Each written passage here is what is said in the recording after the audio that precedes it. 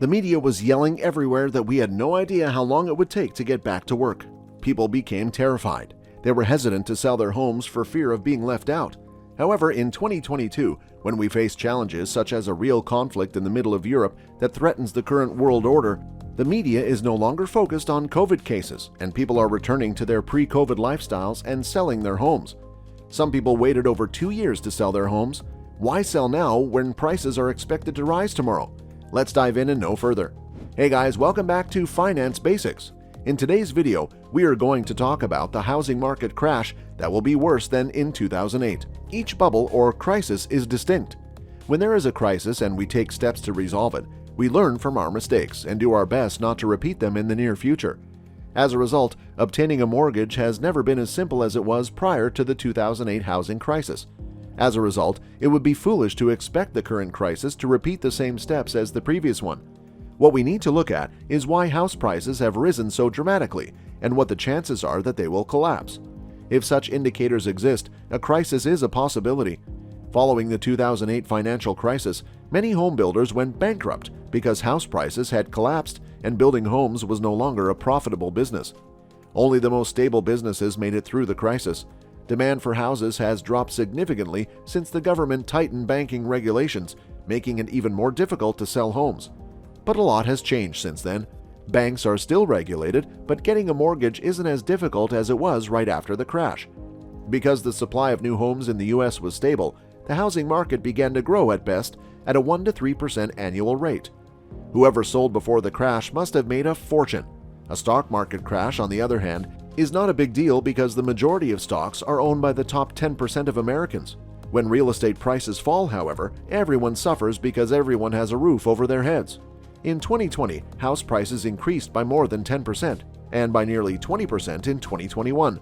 We hadn't seen such price increases since 2005 or 2006, when the housing market was on the verge of collapsing, bringing the entire economy down with it. However, as time passed, more and more developers entered the market as mortgage rates fell to historic lows and demand for homes reached an all-time high. Despite the fact that the pandemic created such a severe shortage of real estate beginning in 2021, the supply of new homes began to rise to nearly double the pre-pandemic level. They have begun slashing prices in order to sell now, as the Fed is raising rates at every opportunity. Higher interest rates result in higher mortgage rates, which reduces demand. Lower demand means it will be more difficult to sell your home.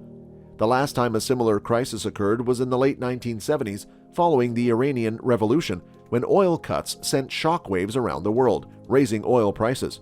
In 1979, inflation reached a startling 11.3%, and by 1980, it had risen to 13.5%, causing the economy to enter a slump.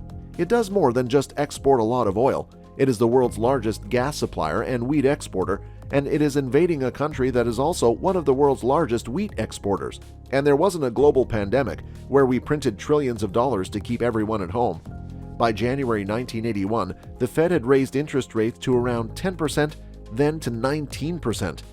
Consider what mortgage rates would be like if interest rates were 19%. I believe that mortgage applications will fall so precipitously that home builders will go bankrupt again, as they did in 2008 and 2009. People will begin slashing prices even further in order to sell because demand will simply vanish. Only those with money will be able to purchase. By the way, only 1/3 of home buyers pay cash, with more than half obtaining a mortgage. Another reason the housing market crashed in 2008 was that when people with poor credit defaulted on their mortgages, prices began to fall by 10 to 20%. When people who could afford their mortgages realized their $500K mortgage was now only worth $400K, they also defaulted because it didn't make sense to keep paying a mortgage that was much more expensive than the actual price of the house. As a result, house prices continue to fall. We're seeing the same thing right now. Last year, house prices increased by nearly 20%, and builders are lowering their prices this year.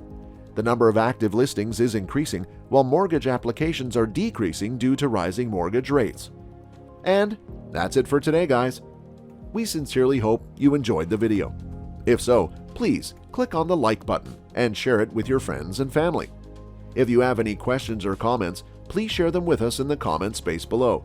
Also, don't forget to subscribe to our YouTube channel to see even more of our incredible videos. You can also check out our other videos that have been specially selected for you. We'll catch up in the next video.